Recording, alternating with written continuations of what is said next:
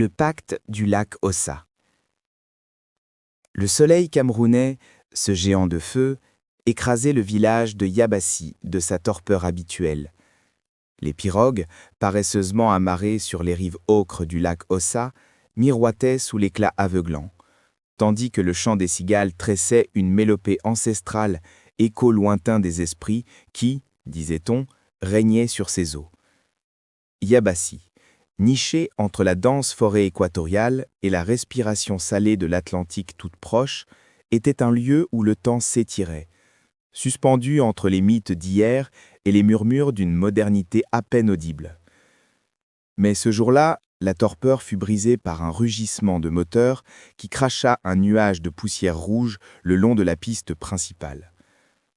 De la voiture luxueuse qui s'arrêta devant la maison communautaire émergea Jules Lobe. 30 ans à peine, mais déjà l'assurance des hommes qui ont conquis les villes et leurs richesses. Son costume immaculé, ses lunettes de soleil de marque et son sourire teinté d'une arrogance à peine dissimulée contrastaient violemment avec les pagnes délavées et les visages burinés par le soleil de ses aînés. Jules était revenu. Pas pour les retrouvailles chaleureuses, ni pour les histoires au coin du feu. Il était revenu avec des projets. Des projets grands, brillants, et surtout, lucratifs. « Mes frères, mes sœurs !» commença-t-il, sa voix résonnant, amplifiée par l'enceinte qu'il avait fait installer, faisant sursauter quelques poules et un enfant endormi. « Je suis revenu avec une vision. Regardez ce lac, une merveille endormie. Je vais la réveiller. Des hôtels de luxe, une marina pour yachts, des attractions pour les touristes du monde entier. Yabassi sera la perle de la côte camerounaise. » L'assemblée, d'abord silencieuse, commençait à murmurer. Les visages hésitaient entre l'admiration pour la réussite de l'enfant prodigue et l'inquiétude que ses paroles suscitaient. Au premier rang, assis sur son tabouret sculpté, le vieux Paham-Bébé, le chef du village, redressa sa frêle silhouette. Ses yeux, voilés par l'âge mais perçants, se posèrent sur Jules. « Jules, mon fils, » dit Paham-Bébé d'une voix grave, qui coupait les murmures. « Tes paroles sont comme le vent des tempêtes. Elles promettent la pluie, mais arrachent les racines. » Il fit un geste lent vers le lac. Ce lac n'est pas endormi. Il respire. Il vit, et il est le domaine de celle qui règne sur ses profondeurs. Jules laissa échapper un rire bref et dédaigneux. « Paham-Bébé, avec tout le respect que je vous dois, nous sommes au XXIe siècle.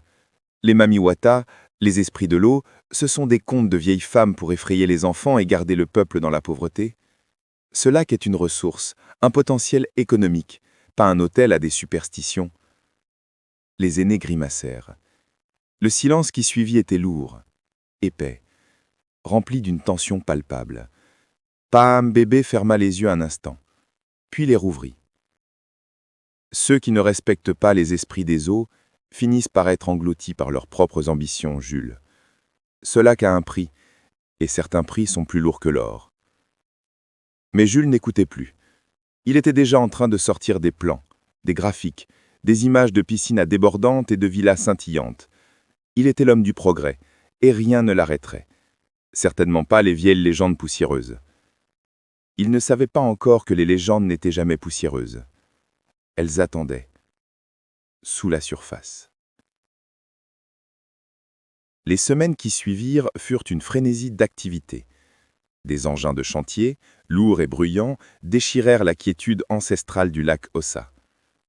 Les palmiers furent abattus, les roseaux arrachés, et des monticules de terre rouge souillèrent les rives immaculées. Les villageois divisés observaient avec un mélange d'admiration et d'effroi. Certains, séduits par les emplois et les promesses de salaire, aidaient Jules.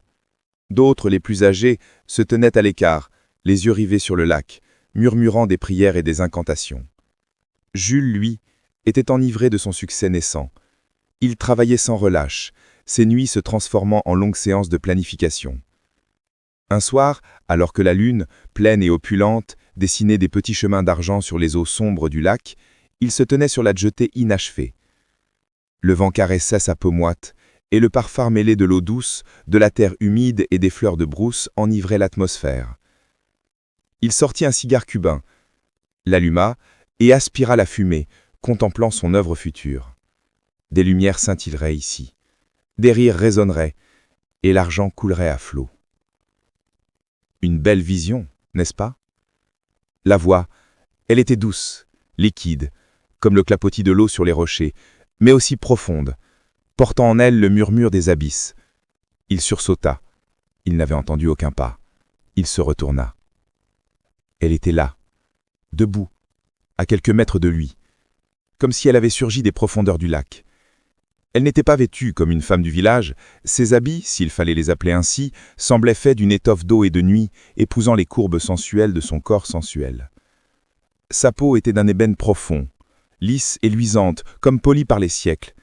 Ses yeux d'un noir d'encre luisaient d'une intelligence ancienne et d'une curiosité presque joyeuse. Mais c'étaient ses cheveux qui le captivaient le plus. Une cascade dense et bouclée d'un noir de jais, qui semblait onduler et se tordre d'elle-même comme une masse de petits serpents vivants, descendant jusqu'à ses reins.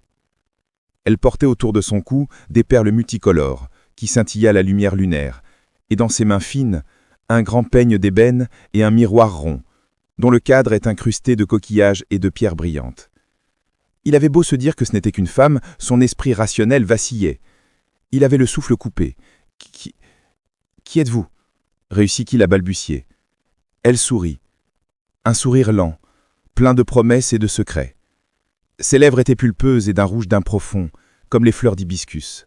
« Je suis Nedap, celle qui voit, celle qui entend, celle qui vit au cœur de ce que tu cherches à conquérir. » Il sentit une décharge électrique parcourir son échine. Nedap. La Mamiwata. Le mythe se tenait devant lui, mais elle était si réelle et incroyablement désirable. Elle fit un pas vers lui. Le parfum enivrant de jasmin et de l'humus des profondeurs l'enveloppait. Tu rêves grand, Jules Lobe. Très grand. Tu veux transformer cette eau en gore, et tu crois pouvoir y parvenir seul. Elle pencha la tête, ses cheveux serpentins frôlant son épaule. Je peux te donner ce que tu désires. Le succès, la fortune. Que ton nom résonne dans le monde entier. Mais ses doigts effleura son drap, et une vague de chaleur traversa son corps. Toute pourvoir a un prix, et tout don exige une offrande. Jules sentit. Submergé par une force qu'il ne comprenait pas, il ne put que hocher la tête. Quel est le prix? Sa voix était rauque. Le sourire de Nedap s'épaissit. Oh, ce n'est rien que tu ne puisses te permettre, homme d'ambition. Quelque chose de précieux, quelque chose que je viendrai chercher quand le temps sera venu. Ne t'inquiète pas, tu le sauras. Elle regarda droit dans les yeux, et dans les profondeurs noires de ses pupilles, il crut voir le reflet d'un monde englouti, de civilisation disparue. Alors Jules Lobe, accepteras-tu mon pacte? La fortune contre un souvenir? Il était hypnotisé, pris au piège de son regard, du parfum, de la promesse. Le miroir qu'elle tenait capta la lumière lunaire, et un instant, Jules se vit non pas seul, mais avec Nedap. Leurs reflets se mêlant, leurs destins entrelacés. Il vit une marina scintillante, des yachts immenses, des hôtels de verre. Il vit sa propre gloire. Oui, murmura-t-il, un frisson parcourant son corps. Nedap se pencha, et ses lèvres se posèrent sur les siennes. Un baiser qui n'était pas seulement charnel mais cosmique. Il goûta le salé. Il savait le goût de l'eau salée et du miel sauvage, de la terre primordiale et de l'écume des vagues. Quand elle s'écarta, ses yeux scintillaient d'une malice ancienne. Elle le caressa une dernière fois, et sans un bruit, elle s'éloigna, se fondant dans les ombres de la nuit, comme si elle n'avait jamais été là. Seul restait le parfum enivrant et une nouvelle faim, un nouveau désir brûlant au fond de l'âme de Jules. Il venait de sceller son destin. L'ascension fulgurante et l'âme évaporée. Après cette nuit fatidique, le projet de Jules devint une force de la nature. Là où il y avait des retards administratifs, les papiers se débloquaient comme par magie. Les investisseurs étrangers, qui avaient d'abord hésité, ouvrirent leurs coffres sans condition. Les matériaux arrivaient sans encombre, malgré les routes camerounaises notoirement difficiles. Tout ce que Jules touchait se transformait en succès. Le chantier achevé en un temps record devint le Yabassi Paradise Resort. De luxueuses villas s'étendaient le long de la nouvelle plage artificielle, une marina moderne étincelait et les chambres d'hôtel affichaient complet des mois à l'avance.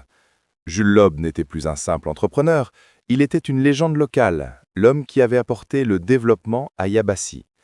Il était immensément riche, respecté et craint. Il voyageait en jet privé, portait des montres qui valaient plus que le village entier et était courtisé par les plus hauts dignitaires. Pourtant, au milieu de cette gloire et de cette richesse, une ombre s'épaississait sur son âme. Le pacte avec Ndap ne lui avait pas coûté d'argent, mais quelque chose de bien plus insidieux. Jules se rendit compte qu'il était devenu incapable de ressentir la chaleur humaine. Il ne pouvait plus aimer. Quand sa sœur, restée au village, lui souriait, son visage restait vide. Les baisers des femmes, aussi belles et luxueuses soient-elles, ne lui apportaient qu'un ennui glacial. Il ne pouvait plus rire sincèrement.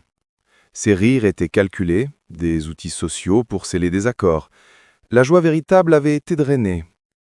Il ne pouvait plus se connecter à la terre.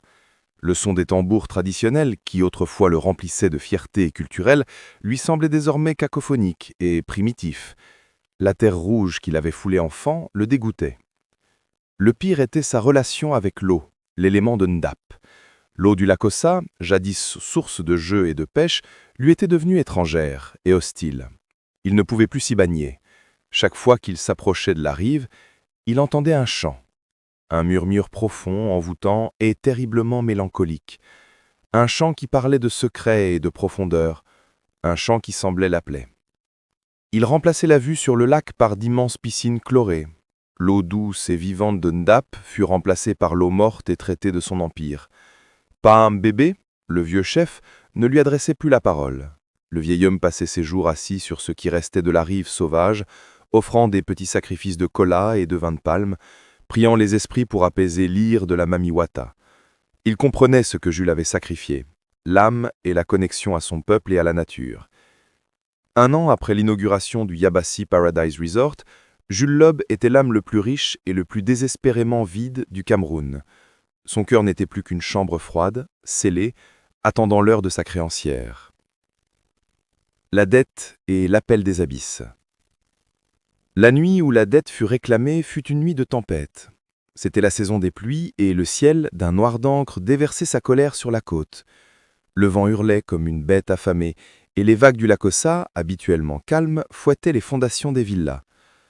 Jules était seul dans sa suite royale, buvant un whisky écossais hors de prix, observant la tempête à travers la baie vitrée. Il se sentait étrangement agité. Le chant s'était intensifié. Il était si fort qu'il masquait le rugissement de l'orage, un chant de promesses et de menaces.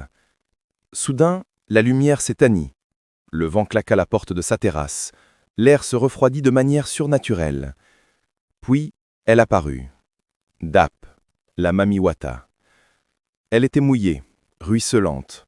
L'eau qui s'écoulait de son corps n'était pas claire, elle était épaisse, sombre, et sentait l'humus et la vase des profondeurs. Son regard était intense. Il n'y avait plus de jeu, plus de séduction, juste la majesté terrible et implacable d'une déesse bafouée. « Tu as bien réussi, Jules Lobe. Ton paradis de verre est plein. Ton compte en banque déborde. » Jules, pour la première fois depuis des années, ressentit une émotion, une terreur panique. Il recula jusqu'au mur, tentant désespérément de retrouver son assurance. « Je vous ai tout donné. L'or, le succès. J'ai respecté ma part du pacte. Que voulez-vous de plus ?» Ndap avança lentement, ses cheveux serpents semblant s'hisser et se tordre dans l'air. « L'or, le succès, ces babines sans âme sont à toi. Moi je réclame la dette que tu as signée, la nuit où tu as choisi le progrès sur le sacré. » Elle leva le miroir orné. Cette fois, Jules ne vit pas son reflet glorieux. Il vit une terre ravagée. Les arbres arrachés, la forêt qui reculait, les petits animaux morts de soif, et au milieu de tout cela, le lac Ossa, ses eaux plus sombres, son pouvoir diminué par la profanation. Tu as détruit l'équilibre, Jules. Tu as craché sur les esprits et tu as corrompu l'âme de ton propre village avec la cupidité. Le prix n'est pas ce que tu as, mais ce que tu es devenu. Elle laissa tomber son miroir. Il n'y eut aucun bruit, car le verre se transforma en une flaque d'eau sur le marbre. Tu m'as sacrifié la chose la plus précieuse, ton humanité, ta capacité à ressentir l'amour, l'attachement. Maintenant je viens réclamer le corps qui contenait cette humanité. Elle s'approcha, ses mains fines et puissantes agrippaient ses épaules. Jules sentit ses muscles se tétaniser. Le temps du change est venu, murmura-t-elle, ses yeux se transformant en deux puits tourbillonnants. La transformation fut lente, horrible et incroyablement sensuelle. Dap l'embrassa. Un baiser plus profond que le premier. Il sentit le froid glacial des abysses pénétrer son corps. Là où leur peau se touchait, Jules ne sentait plus ses propres limites. Ses jambes, toujours fières et rapides, commencèrent à fusionner, les os se ramollissant, les tissus s'étendant, une douleur atroce mais accompagnée d'une sensation de retour. Retour à l'élément. Ses yeux qui n'avaient vu que les chiffres et le profit s'ouvrirent. Il se rendit compte que Ndap, en lui prenant son humanité, lui donnait en échange une éternité et une servitude. Elle le souleva, lui qui n'était plus qu'une masse malléable, mi-homme, mi-créature des eaux. Elle le traîna à travers les corridors du luxueux resort, les tapis persans se gorgeant de l'eau dense qui s'écoulait de son corps en mutation. Jules, dans son dernier souffle d'humanité, hurla. Un cri de terreur, de regret et de reconnaissance tardive. Il regrettait son arrogance, la destruction qu'il avait causée et le mépris qu'il avait eu pour les anciens pouvoirs. Dap atteignit le balcon surveillant le lac.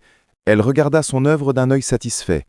L'homme qui voulait dominer l'eau allait désormais devenir son prisonnier, son esclave, un gardien déchu de son propre enfer doré. Elle le fit basculer dans la tempête. Le corps de Jules Lobe disparut dans les eaux noires et agitées du lac Ossa, désormais sous la pleine autorité de sa créancière.